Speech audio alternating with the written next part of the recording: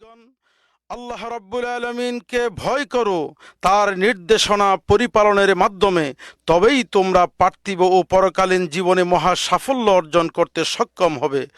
আল্লাহ রাব্বুল আলামিন ইরশাদ করেন, ওয়াল আকিবাতু লিল মুত্তাকিন, অর্থাৎ কল্যাণ মুত্তাকিদের জন্যই নির্ধারিত।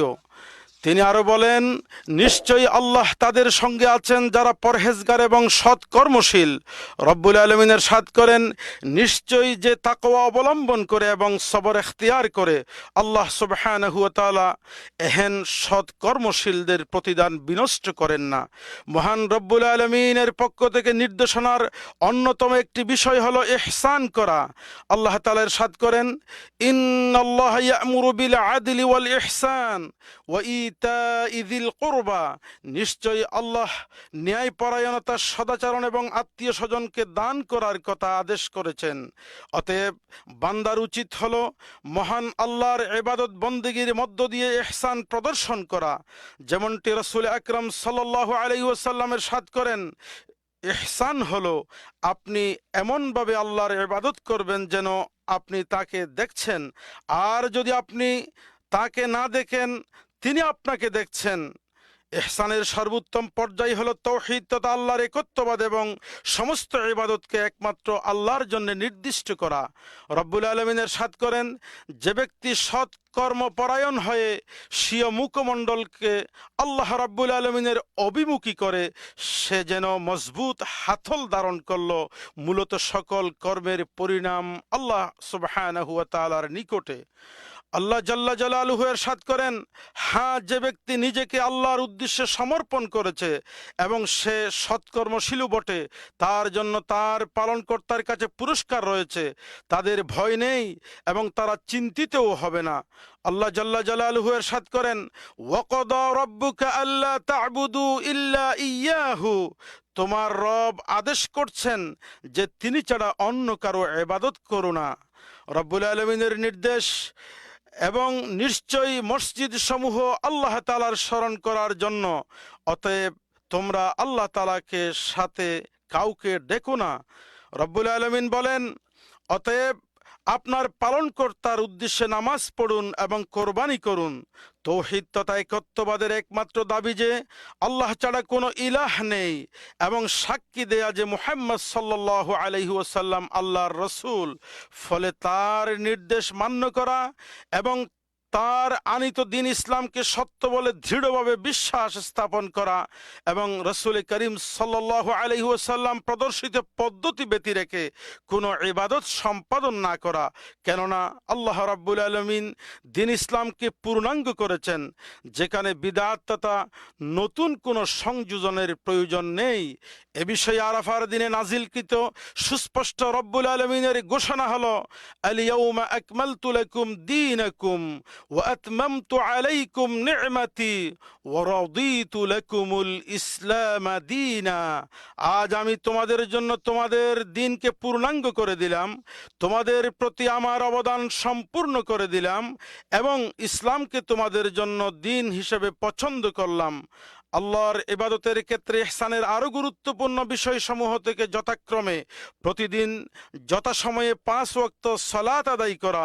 রব্বুল আলামিন ঘোষণা করেন, সমস্ত নামাজের প্রতি যত্নবান হও, বিশেষ করে মধ্যবর্তী নামাজের তথা আসরের নামাজের ব্যাপারে, আর আল্লাহর সামনে একান্ত আদবের সাথে দণ্ডায়মান হও। তোমরা যাকাত আদায় করো, রোজা তথা সিয়াম সাধনা পালন করো, রমজানের রোজা পালন করো।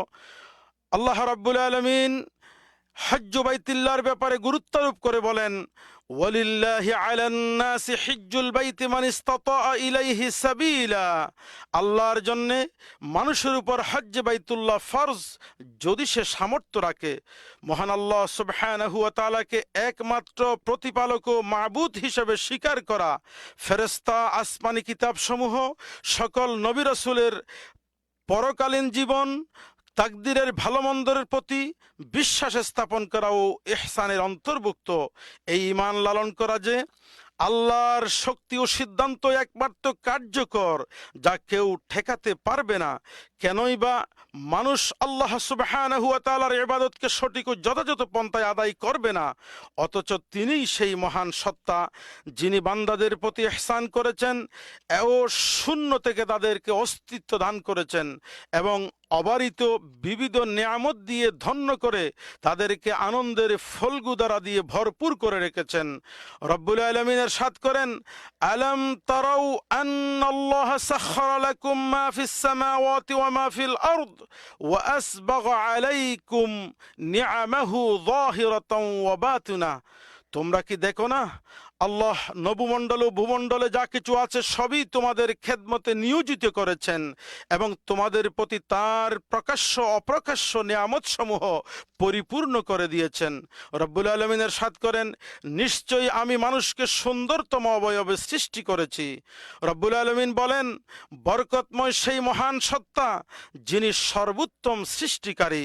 আল্লাহ জাল্লা জালালুহু ইরশাদ করেন, যিনি তার প্রত্যেকটি সৃষ্টিকে সুন্দর করেছেন এবং কাদামাটি থেকে মানব সৃষ্টির সূচনা করেছেন, অতঃপর তিনি মানুষের বংশ দ্বারা সৃষ্টি করেন তুচ্ছ পানির নির্যাস থেকে, অতঃপর তিনি তাকে সুষম করেন, তাতে রূহ সঞ্চার করেন এবং তোমাদেরকে দেন কর্ণ, চক্ষু, অন্তঃকরণ। তোমরা সামান্যই কৃতজ্ঞতা প্রকাশ করো। বান্দার প্রতি আল্লাহর ইহসান ও অনুগ্রহের আরো প্রমাণ হলো তিনি তাদের উপর আসমানি কিতাব পাঠিয়েছেন ও সমগ্র মানবজাতির হেদায়েতের জন্য নবী রাসূলকে প্রেরণ করেছেন। অনুরূপভাবে রাসূল আকরাম সাল্লাল্লাহু আলাইহি ওয়াসাল্লামের উপর মহাগ্রন্থ আল কোরআন আল কারীম অবতীর্ণ করেছেন। রব্বুল আলামিন ইরশাদ করেন, আল্লাহ ঈমানদারদের উপর অনুগ্রহ করেছেন যে তাদের মাঝে তাদের নিজেদের মধ্য থেকে নবী পাঠিয়েছিলেন। তিনি তাদের জন্য তার আয়াতসমূহ পাঠ করেন, তাদেরকে পরিশুদ্ধ করেন এবং তাদেরকে কিতাব ও হিকমা শিক্ষা দেন। বস্তুত তারা ছিল পূর্ব থেকেই পথভ্রষ্ট। রব্বুল আলামিন ইরশাদ করেন, তাদের জন্য আল্লাহ সুবহানাহু ওয়া তাআলা অপেক্ষা উত্তম ফায়সালা দানকারী কে হতে পারে। আল্লাহ জাল্লা জালালুহু মানব জাতিকে ইহসান করার পাশাপাশি বলেছেন যে তারা সৃষ্টিকুলের প্রতি দয়া ও ইহসান করবে। রব্বুল আলামিন বলেন, আল্লাহ যেমন তোমার প্রতি অনুগ্রহ করেছেন তেমনি তুমিও অন্যদের প্রতি অনুগ্রহ করো আর পৃথিবীতে ফাসাদ বিস্তারের চেষ্টা করো না। জেনে রাখো আল্লাহ ফাসাদ বিস্তারকারীদের পছন্দ করেন না। অতঃপর মানুষের প্রত্যেকের প্রতি দয়া ও ইহসান করো। রব্বুল আলামিন ইরশাদ করেন, আল্লাহর ইবাদত করো, তার সঙ্গে কাউকে শরিক করো না। পিতামাতার প্রতি সদ্ব্যবহার করো। আত্মীয় স্বজন, ইয়াতিম, মিসকিন, নিকট প্রতিবেশী, দূর প্রতিবেশী, সঙ্গী সাথী, পথচারী ও নিজের দাস দাসীর প্রতিও সদ্ব্যবহার করো। নিশ্চয়ই আল্লাহ সুবহানাহু ওয়া তাআলা কোনো দাম্ভিক অহংকারীকে পছন্দ করেন না। মানুষের ইহসান ও দয়ার মধ্যে রয়েছে সন্তান প্রতিপালন করা, সামাজিক বন্ধন নিরাপত্তা নিশ্চিত করা। ফলে স্বামী স্ত্রী ও তালাক প্রাপ্তার প্রতি ইহসান করবে আর স্ত্রী স্বামীর প্রতি ইহসান করবে। এ বিষয়ে রব্বুল আলামিনের ঘোষণা হচ্ছে, সচ্ছল ব্যক্তি নিজ সামর্থ্য অনুযায়ী এবং অসচ্ছল ব্যক্তি নিজ সামর্থ্য অনুযায়ী উত্তম পন্থায় খরচপত্রের ব্যবস্থা করবে। এটা সৎ কর্মশীলদের উপর এক অত্যাবশ্যকীয় করণীয়। রব্বুল আলামিন ইরশাদ করেন, অতঃপর স্বামীর জন্য দুটি পথ খোলা আছে, হয়তো নীতিসম্মতভাবে রেখে দেবে অথবা উৎকৃষ্ট পন্থায় তাকে ছেড়ে দেবে।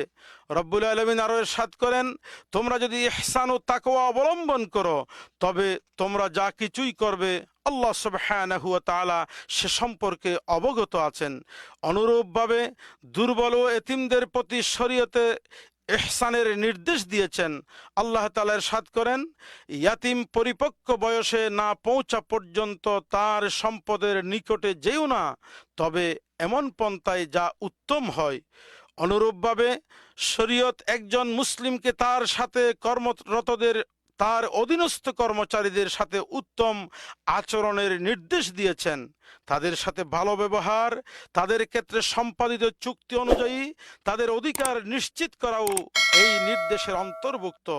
আল্লাহ জাল্লা জালালুহু ইরশাদ করেন, আর অঙ্গীকার পূরণ করো না, নিশ্চয়ই অঙ্গীকার সম্পর্কে তোমাদেরকে জিজ্ঞাসাবাদ করা হবে।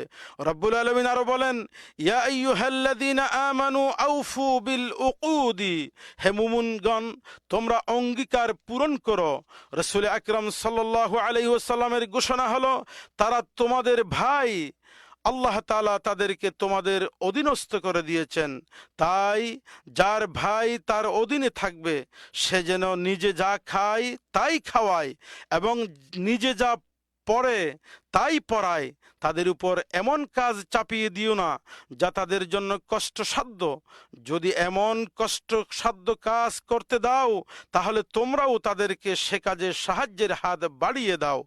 বান্দার নিরাপত্তা, দেশের স্থিতিশীলতা রক্ষার্থে সম্যক চেষ্টা করা, কর্মরত ও দায়িত্ব পালনকারীদের স্বীয় কার্য সম্পাদনে সহযোগিতা করা, সেই সাথে তাদের জীবন মাল রক্ষার বিষয়ে সজাগ থাকা, নিয়ম কানুন মেনে চলা, ফিতনা সৃষ্টিকারী জিনিস থেকে বিষয় থেকে দূরে থাকা, অন্যকে কষ্ট দেয়া থেকে বিরত থাকা, সন্ত্রাসকে প্রশ্রয় না দেয়া, দুনিয়ায় ফাসাদ ও বিশৃঙ্খলা সৃষ্টি না করা, আল্লাহর অবাধ্য না হয়ে দায়িত্বশীল শাসকবর্গের প্রতি সেসবে অনুগত্য প্রকাশ করা, এ সকল বিষয়গুলো ইহসানের অন্তর্ভুক্ত।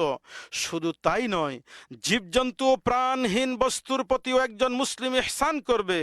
রাসূল আকরাম সাল্লাল্লাহু আলাইহি ওয়াসাল্লামের ঘোষণা হলো, আল্লাহ তাআলা সকলের উপর সদয় আচরণের নির্দেশ দিয়েছেন।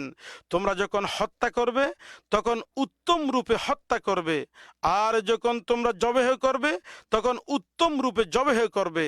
তোমাদের ছুরি ধারাল করবে এবং জবাহকৃত জন্তুকে স্থির না হওয়া পর্যন্ত নাড়াচাড়া করবে না। রাসূল আকরাম সাল্লাল্লাহু আলাইহি ওয়াসাল্লামের বক্তব্য, প্রতিটি তাজা কলিজায় সওয়াব রয়েছে। একজন মুসলিম হিসেবে ব্যক্তি পরিবেশের হেফাজত বা সংরক্ষণ করত, তাতে কোনো প্রকার ফাসাদ বা অনিষ্ট সাধন থেকে দূরে থাকবে। এজন্যেই আল্লাহ রাব্বুল আলামিন পৃথিবীতে ফাসাদ সৃষ্টিকারী, শস্য বিনষ্টকারী, বংশ বিনাশের চেষ্টাকারীদের নিন্দা করেছেন, কেননা তিনি ফাসাদ সৃষ্টি করা পছন্দ করেন না। একজন মুসলিম সকল মুসলিম ও অমুসলিমের প্রতিও ইহসান করবে, যেমনটি আল্লাহ রাব্বুল আলামিন ইরশাদ করেন, তারা আল্লাহর ভালোবাসায় মিসকিন, ইয়াতিম ও বন্দীদেরকে খাবার দান করে। রব্বুল আলামিন বলেন, তুমি তাদের অল্প সংখ্যক ব্যতীত সকলকে কোনো না কোনোভাবে বিশ্বাসঘাতকতার কথা জানতে পারবে। সুতরাং এখন তাদেরকে ক্ষমা করো ও তাদেরকে পাশ কাটিয়ে চলো। নিশ্চয়ই আল্লাহ ইহসানকারীদের ভালোবাসেন। হে মুসলিম, তোমার ইহসান ও দয়া ওই ব্যক্তির প্রতিও থাকবে যে তোমার শত্রু। আল্লাহ রাব্বুল আলামিন ইরশাদ করেন, তুমি মন্দকে প্রতিহত করো এমন পন্থায় যা হবে উৎকৃষ্ট, ফলে তোমার শত্রু তোমার অন্তরঙ্গ বন্ধুতে পরিণত হবে। এই গুণের অধিকারী করা হয় কেবল তাদেরকেই যারা ধৈর্যশীল, মহাভাগ্যবান। আর্থিক লেনদেনের ক্ষেত্রেও মুসলিম ব্যক্তি দয়া ও ইহসানের পরিচয় দেবে। এ বিষয়ে রব্বুল আলামিনের ঘোষণা হচ্ছে, মেপে দেওয়ার সময় পূর্ণ মাপ দেবে এবং সঠিক দাঁড়িপাল্লায় ওজন করবে, এটা উত্তম, এর পরিণাম খুবই কল্যাণকর। তিনি আরও ইরশাদ করেন, কে আছে এমন যে আল্লাহ সুবহানাহু ওয়া তাআলাকে উত্তম পন্থায় ঋণ দেবে, ফলে তিনি তার কল্যাণে তা বহুগুণে বৃদ্ধি করে দিবেন। সামগ্রিক আচরণের ক্ষেত্রেও সুন্দর উত্তমভাবে কথা বলাও ইহসানের অন্তর্ভুক্ত। আল্লাহ জাল্লা জালালুহু বলেন, আর মানুষের সাথে উত্তম কথা বলো। রব্বুল আলামিন বলেন, আর আমার বান্দাদেরকে বলো তারা যেন এমন কথা বলে যা অতি সুন্দর। নিশ্চয়ই শয়তান তাদের মধ্যে বৈরিতা সৃষ্টি করে। নিশ্চয়ই শয়তান মানুষের সুস্পষ্ট শত্রু। প্রত্যেকে তার কর্ম অনুযায়ী কর্মফল পাবে, সেই বিষয়ে সেই অনুযায়ী ন্যায় বিচার করা ও ইহসানের অন্তর্ভুক্ত। আর আল্লাহর দিকে আহ্বানের ক্ষেত্রে ইহসান হলো, তুমি তোমার রবের পথে হিকমত ও সুন্দর উপদেশের মাধ্যমে আহ্বান করো এবং সুন্দরতম পন্থায় তাদের সাথে বিতর্ক করো। রব্বুল আলামিন ইরশাদ করেন, তোমরা আহলে কিতাবদের সঙ্গে বিতর্কে জড়াবে না, কিন্তু উত্তম ও যথাযথ পন্থায় করতে পারো। আর সুন্দর অভ্যর্থনা ও অভিবাদন ইহসানের অন্তর্ভুক্ত। অর্থাৎ কেউ যখন তোমাদের সালাম দেয়, শুভেচ্ছা জানায়, তখন তোমরা তার চেয়েও ভালোভাবে সালাম ও শুভেচ্ছার জবাব দেবে অথবা অনুরূপভাবে জবাব দেবে। আল্লাহ সব বিষয়ে হিসাব গ্রহণকারী। মানুষের দেয়া দুঃখ কষ্টে ধৈর্য ধারণ করাও তাদের প্রতি ইহসান এর অন্তর্ভুক্ত। রব্বুল আলামিন ইরশাদ করেন, আর আপনি ধৈর্য ধারণ করুন, কারণ নিশ্চয়ই আল্লাহ সুবহানাহু ওয়া তাআলা ইহসানকারীদের প্রতিদান নষ্ট করেন না। আর মুমিনের বৈশিষ্ট্য হলো সে সর্বোত্তম কথা ও কাজের অনুসরণ করবে। রব্বুল আলামিন ইরশাদ করেন, অতএব আমার বান্দাদেরকে সুসংবাদ দাও, যারা মনোযোগ সহকারে কথা শুনে অতঃপর তার মধ্যে যা উত্তম তা অনুসরণ করে। এসব লোকেরাই আল্লাহ সুবহানাহু ওয়া তাআলা হেদায়েত দান করেন। বস্তুত তারাই বুদ্ধিমান। মুমিন মাত্রই ভালো কাজ করে। নিশ্চয়ই ইহসান উত্তম কাজের প্রতিযোগিতা ও প্রতিদ্বন্দ্বিতার ময়দান। যেমনটি আল্লাহ রাব্বুল আলামিন ইরশাদ করেন, তিনি মৃত্যু জীবন সৃষ্টি করেছেন যাতে তিনি তোমাদেরকে পরীক্ষা করতে পারেন যে কে তোমাদের মধ্যে আমলের দিক থেকে সর্বোত্তম। আর তিনি মহাপরাক্রমশালী, অতিশয় ক্ষমাশীল।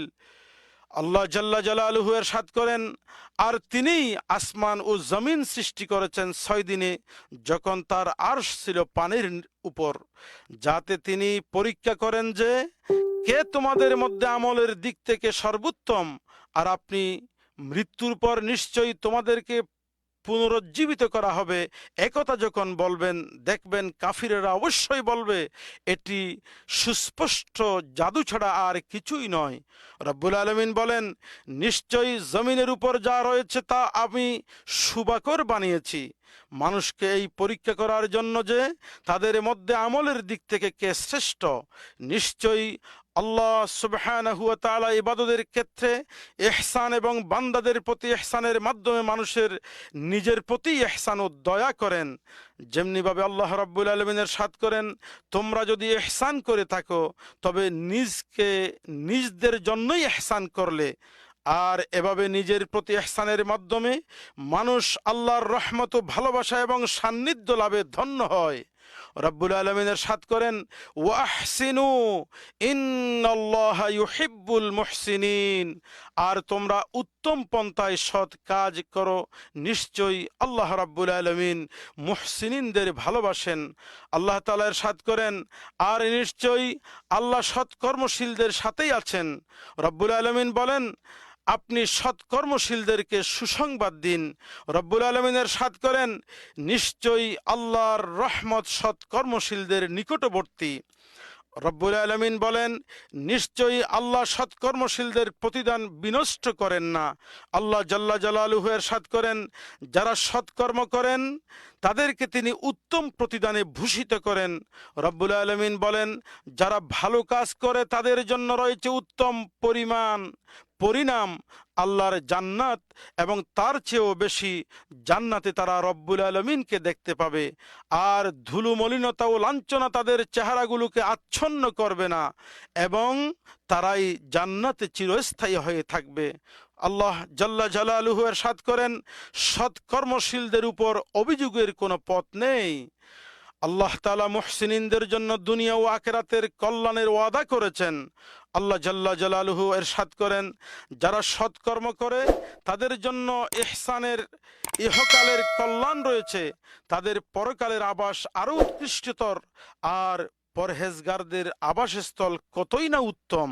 রব্বুল আলামিন বলেন, নিশ্চয়ই মুত্তাকিরা থাকবে জান্নাত সমূহে ঝর্ণা দ্বারায়, তাদের রব তাদের যা দিবেন তা তারা খুশিতে গ্রহণকারী হবে।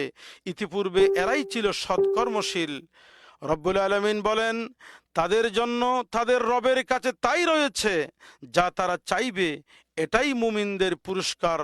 আল্লাহ জাল্লা জালালুহু বলেন, বলো হে আমার মুমিন বান্দারা, যারা ঈমান এনেছো, তোমরা তোমাদের রবকে ভয় করো। যারা এই দুনিয়ায় ভালো কাজ করে তাদের জন্য রয়েছে কল্যাণ, আর বান্দাদের জন্য আল্লাহর জমিন সুপ্রশস্ত। কেবল ধৈর্যশীলদেরকেই পূর্ণরূপে তাদের প্রতিদান দেয়া হবে কোনো হিসেব ছাড়াই।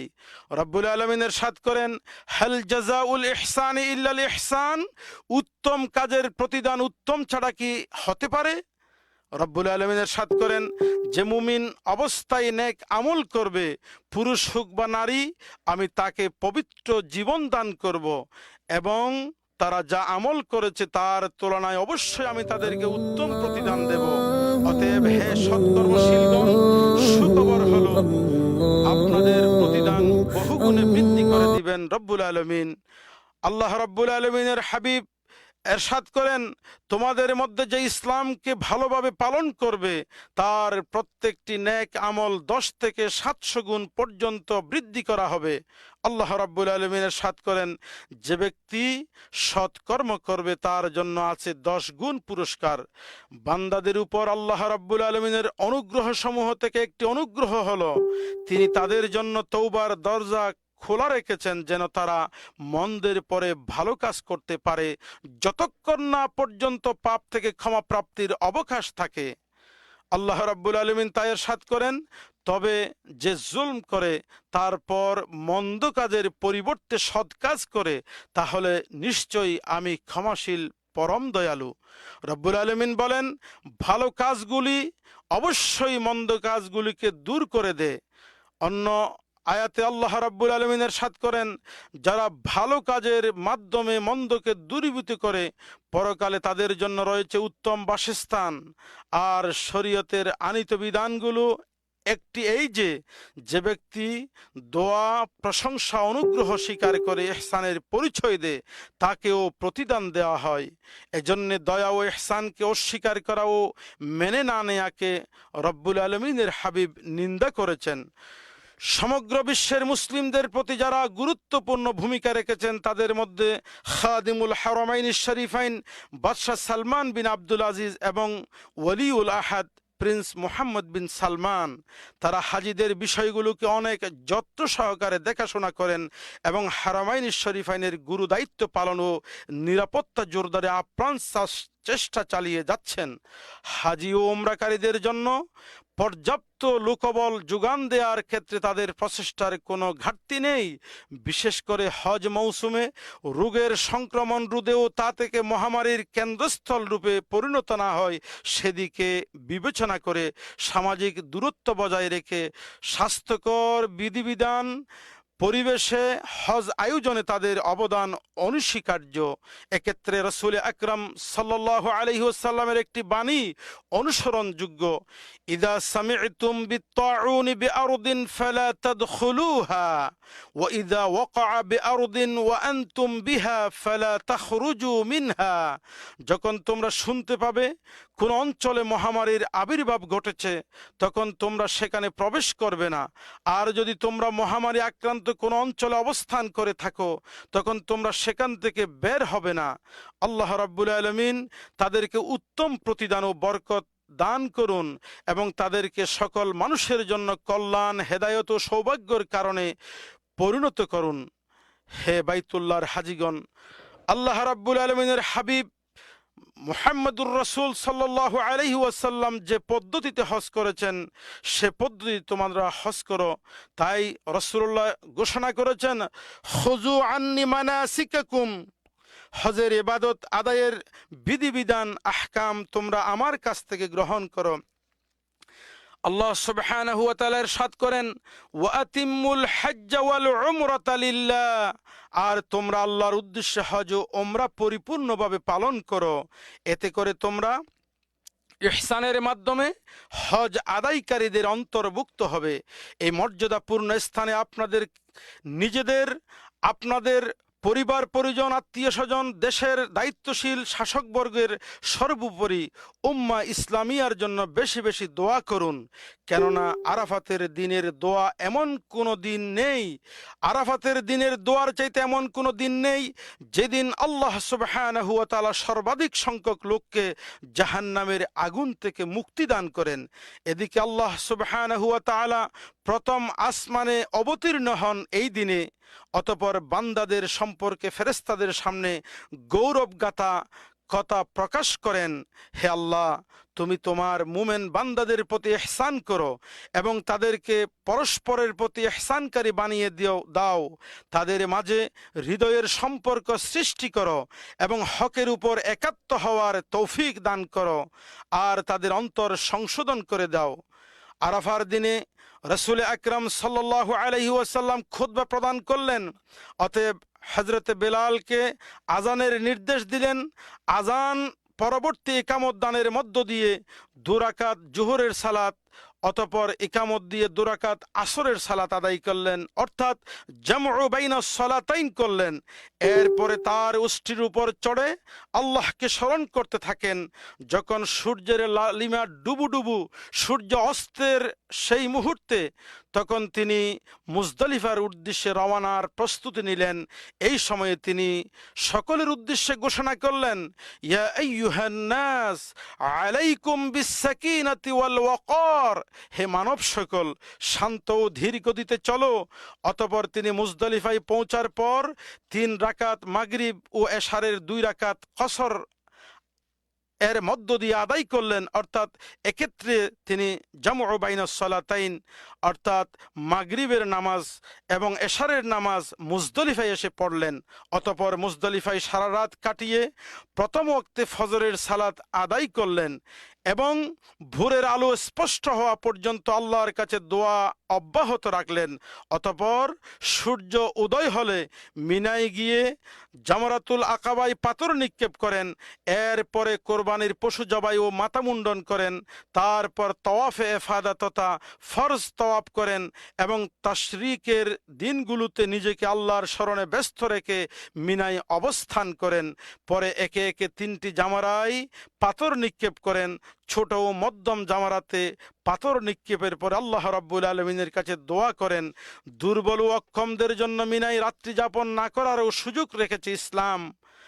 আল্লাহ রাব্বুল আলামিন ইরশাদ করেন, যখন হজের অনুষ্ঠান সম্পন্ন করবে তখন আল্লাহ সুবহানাহু ওয়া তাআলাকে এমনভাবে স্মরণ করবে যেমন তোমরা তোমাদের পিতৃপুরুষদেরকে স্মরণ করো, বরং তার চাইতে বেশি।